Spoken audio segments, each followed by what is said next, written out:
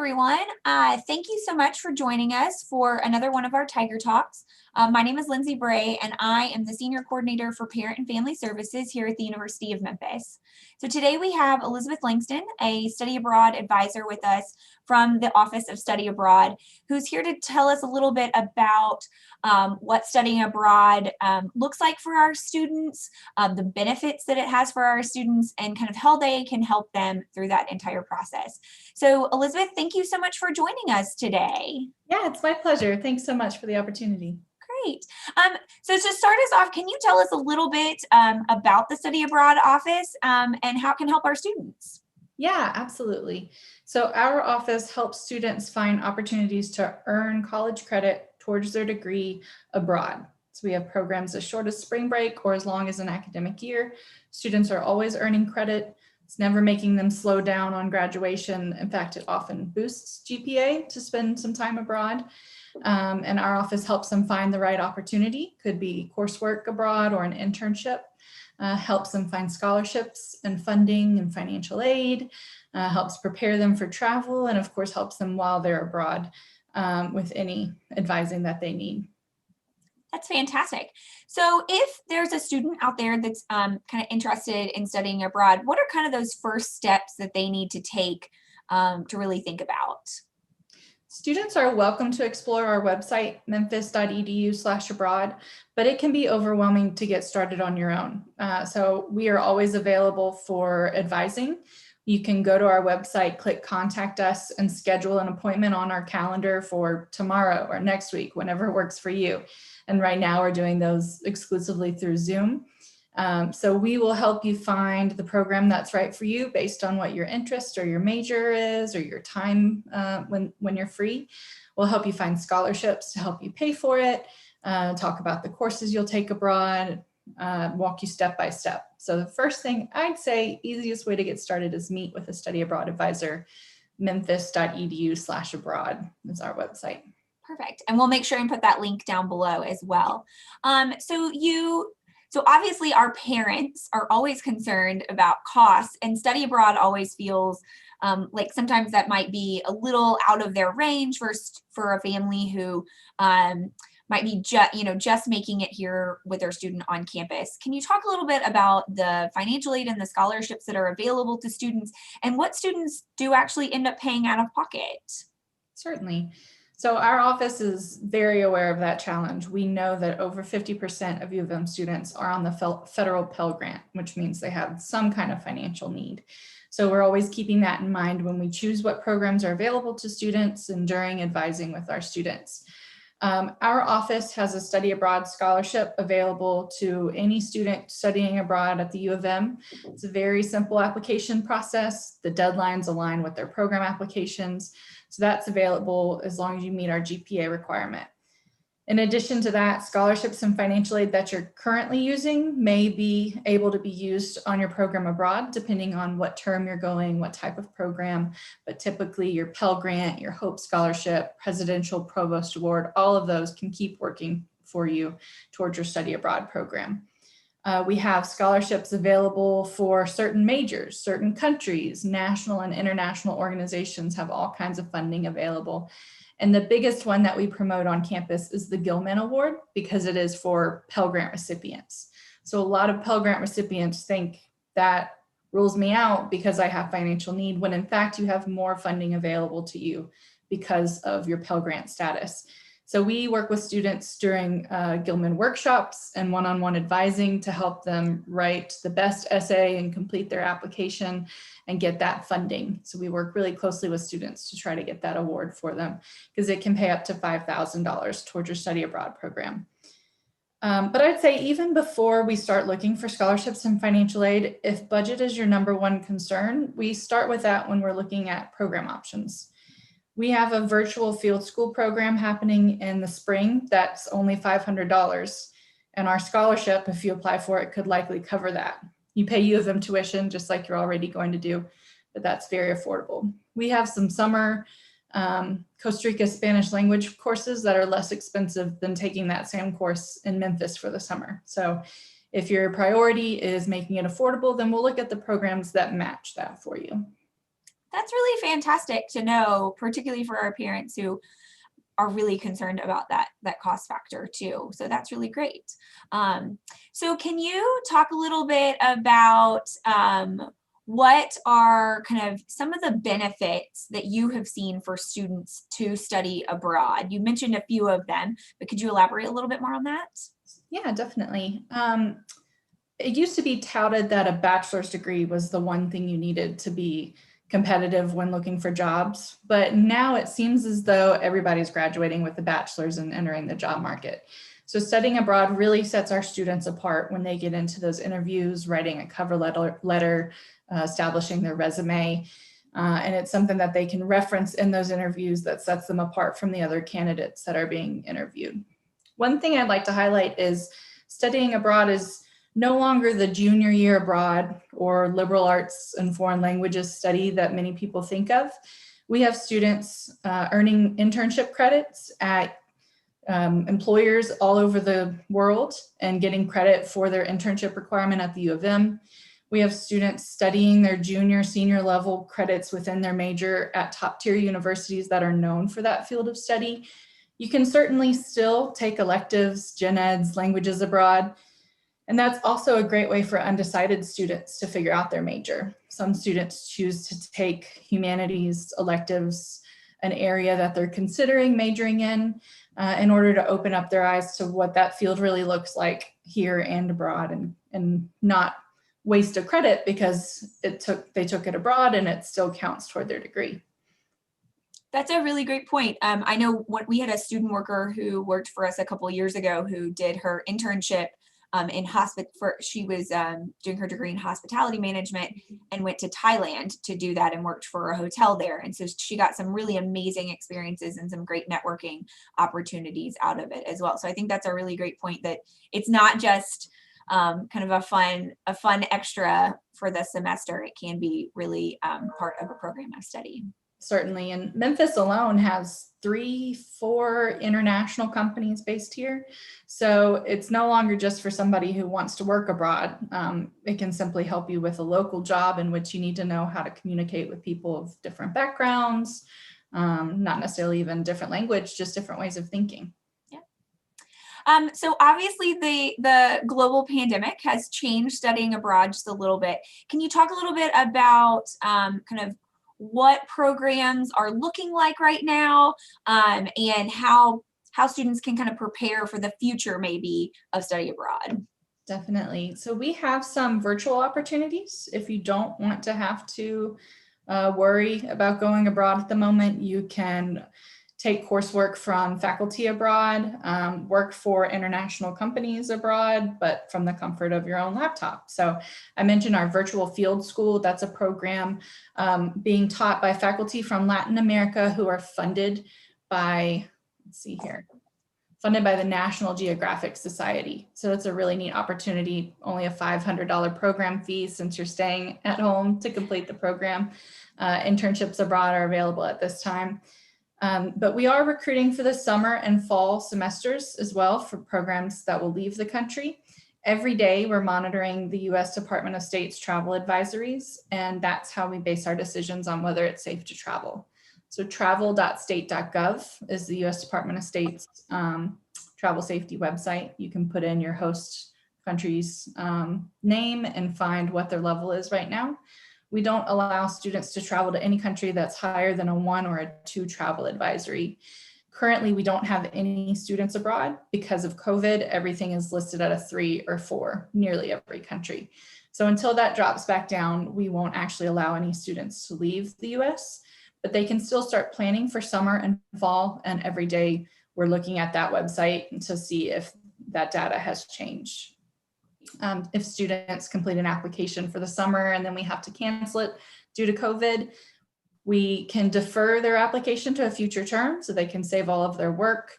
If they're interested in still going in the future, we issue complete refunds. So we are still encouraging students to plan their experience abroad, and we're helping them each day mitigate the consequences of perhaps looking at courses here and there. We're encouraging students to still plan for on-campus coursework as a backup.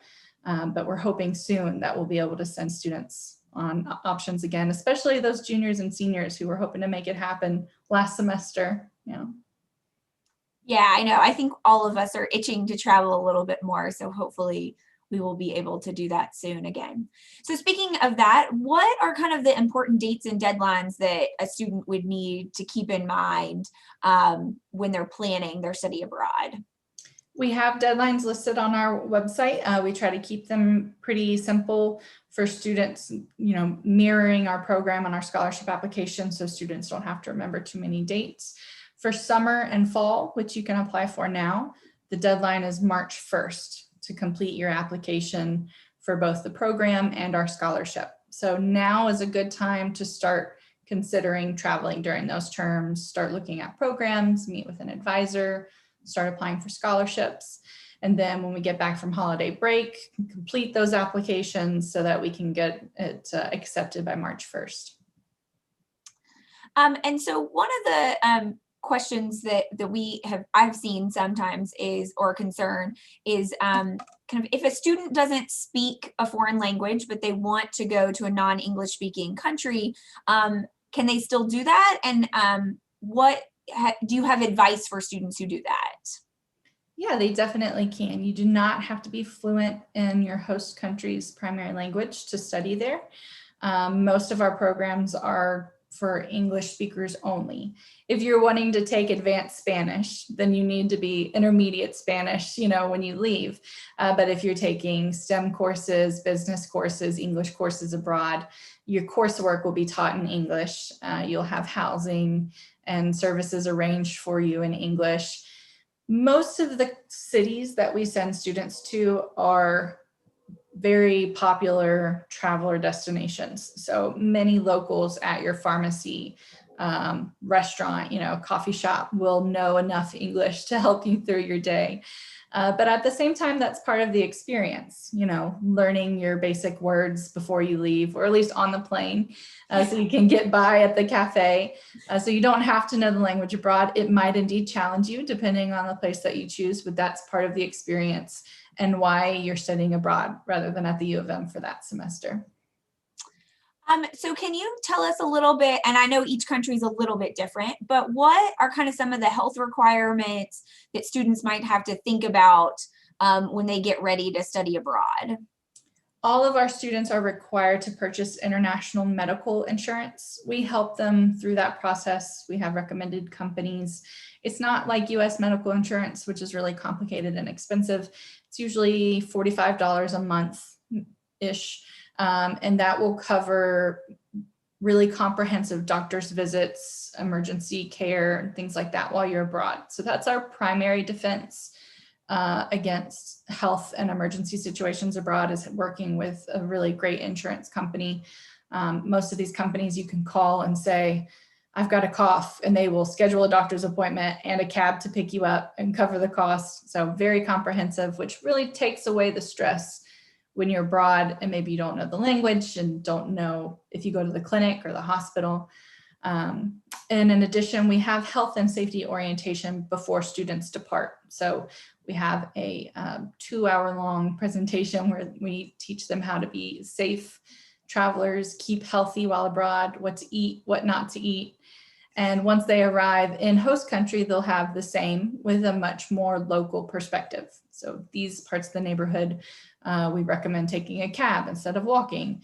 Don't eat this dish because Americans don't respond well to it at restaurants and things like that. So we try to do both the before you depart and upon arrival approach to keeping you healthy and safe abroad. And I think that's fabulous, because I think we all need those tips and tricks sometimes when we travel. So you mentioned the host when you get there is housing and things like that. Is that also something that your office helps a student with when they're getting ready to travel? So we have a lot of different program types. Some of them are where you're traveling with a group of other U of M students and a faculty member, and everything sort of packaged up neatly, your housing, your coursework, your activities. Airfare is almost never included, but a lot is included in the program price and already coordinated for you. the opposite of that would be an exchange program where you're basically doing just what you're doing now at U of M. You arrive, you attend new student orientation, you live in the dorm, and you're an adult on campus for a semester, with a study abroad advisor to answer to every once in a while. We still help you coordinate that housing, but when you arrive, you pay the deposit, and you pay that university for housing, just like you pay U of M for housing if you live on campus. So it depends on the program type, what's included and what type it is. You could stay with a host family on certain programs, a dorm, an apartment. Sometimes meals are included, sometimes they're not. And some students really have a strong preference, like they don't want things coordinated for them. They don't want to be forced to interact with English speakers. They want to become fluent. And so they go towards an exchange program. Other students have never flown before, never left Memphis. They really want to stay with that group of U of M students and faculty and, be able to focus on the course content and the experience without the anxiety of this new experience. So that's another thing we work through in advising in deciding which program is right for you. Is do the exchange programs that you mentioned, are those typically the ones that are maybe a full semester or a full year? And then are the ones that are a little more prepackaged, are those tend to be the spring break and maybe a Maymester or something? Exactly. So our exchange programs they're technically called a reciprocal exchange because a U of M student pays U of M tuition for the semester. So if you're currently affording U of M tuition, we can make it happen for you abroad. And you go to our foreign partner abroad. That university sends us a student to replace you, and they've paid tuition at their home university. So you're kind of paying tuition for each other and exchanging places. Because of that swap, it is typically a whole semester or a whole academic year. Whereas our faculty-led programs are led by faculty who are very busy during the fall and spring. So they usually only lead programs in the summer. It could be May, June, or July, or spring break is an option as well. And we also have provider company programs. They sort of help us fill the gaps of exchange partners we don't have, or faculty we don't have to lead programs. So our provider companies are sort of like travel agents for study abroad. They're very popular because they have every major, every destination. They're very full service. They include a lot of things for you from the get-go. So a lot of students prefer that method as well. And those could be for a summer, semester, academic year, very flexible. So I know that a student can talk with you in your office. Is there an opportunity for them to be able to talk with maybe another student that has already studied abroad and had that experience that they're maybe interested in? Yes, our website has a tab that says students, and it's full of student resources. One of those resources is a list of our study abroad ambassadors. These are students who've returned from abroad and are eager to share their experience with others.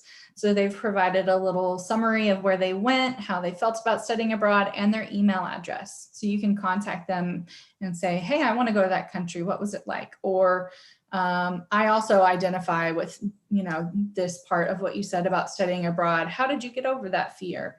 Something like that.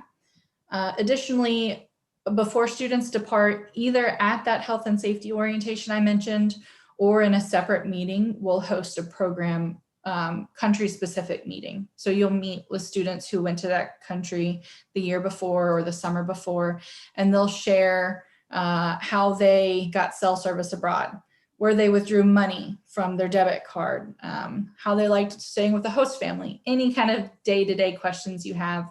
We'll have a guided question sheet for them to answer questions for you, but you can also ask away anything that you're worried about for country-specific information from a student's point of view. That's really a fantastic thing. And I know with some of our students, if they're taking maybe those shorter trips, do they have the opportunity to extend that like on a personal level and maybe invite their parent to come join them at the end? Absolutely. We always encourage independent travel. So you can leave early and your family could join you to help you get established in country and then begin your program. or you could extend your program longer and travel after your program, after you've learned how the metro works and how to get around on your own. So you're certainly welcome to do that. And I'm happy to help you, sort of coordinate, figure out how the trains work for your independent travel and things like that. But it is separate than the program price and the program activities, of course. But we really encourage students to do that independent travel, and we love when their families join them abroad too. We actually recently posted some articles about that. Some parents who joined are in the Worldwide magazine for this year. Oh, great. That's wonderful. Yeah, I know, I know that one of the concerns we always have from parents is just, their student going so far away. And I think having that ability, if they want to join on the beginning or end, is really a great kind of relief for them. And it's a great family experience too, particularly if if it's at the end and student can kind of show off what they've gotten to do for the last maybe week or a few months. So yeah. Absolutely. So, what advice kind of do you have for any parents or family members out there whose students might be looking into study abroad? Any advice that you give to them to pass along to their student, or kind of help ways to encourage them to get involved with that? Yeah, when I'm talking to students, especially in classroom visits where I'm staring at a bunch of faces who may or may not be interested, I tell them that if there's just one obstacle stopping them from thinking that study abroad is possible, then come talk to an advisor. If you think there's no way because I have a job and family obligations that I can go abroad, come talk to me and let me fix that problem for you. We'll find a short-term program. If you think there's no way I can afford it because I'm already, taking out loans and scholarships, come let me find more funding for you, or a program that costs less than what you're currently, expecting to pay for a semester.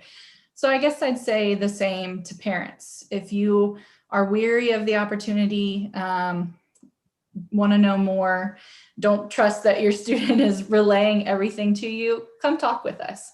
I love when parents get involved in the study abroad planning process. You can come to advising. We really encourage you to attend those program meetings and health and safety orientation. It can be a lot planning an international experience abroad, the coursework, the travel, the application process.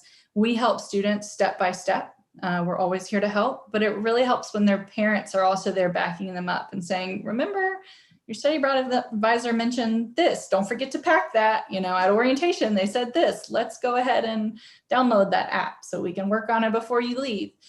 So we love having parents back up and involvement. Don't be afraid to reach out to us throughout your students' application and study abroad process, because it's certainly something that the family does together. And the more comfortable you and your student are before departure, the easier for everybody. That's wonderful. Thank you for including them. I know they really appreciate that too, and being able to be part of the process too. And I think I always tell parents this at orientation is that at what point in your life, other than college, could you go away for a long extended period of time and just kind of leave your life? And so I think that's a really great point, that if there are obligations out there, there's a way to fix those. And this is a unique opportunity to be able to go and really experience a different country in a different way that you may not ever get to have ever in your life.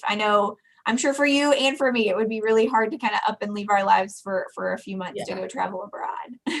I say the same thing. When you graduate, nobody's going to give you time off from work and nobody's going to pay you to go abroad. Do it now. It's a lot of parents, when they do come to advising, they're like, that's so much cheaper than if we planned a family vacation there. Because when you're taking coursework, a lot of educational things are subsidized, or we're not making any money off of this. So it's probably one of the more affordable trips abroad you'll take. That's fantastic. Is there any last pieces of advice or any last tips that you would give to students and their families out there? I would really encourage you to follow us online. We post a lot of good information about upcoming programs, activities, scholarship opportunities, scholarship workshops. So following us there will help you, even if you're just window shopping for now, you're a freshman, it'll help you sort of start getting familiar with study abroad terminology and scholarships that are available, things like that. So we are University of Memphis Study Abroad on Facebook and at Tigers Abroad on Instagram. Since we don't currently have any students abroad, we're really trying to offer some international experiences virtually this semester. So I encourage everyone to get involved with our International Education Week. It'll be the first week of November, coming up just a couple weeks from now. And we'll have free events on social media, on Zoom, cooking demos, tours of cities abroad, a panel of people who work abroad and Peace Corps volunteers, things like that. So you could start exploring international opportunities before you start your study abroad application. Great. We will definitely pass on that information too and make sure our parents can see that as well. Well, thank you so much, Elizabeth. We really appreciate you joining us, and thank you to all of our parents out there who watch this as well. And I hope this is helpful. If you ever have any questions, please feel free to reach out, and all of our information will be below. So thank you. Thank you, Lindsay. It was a pleasure.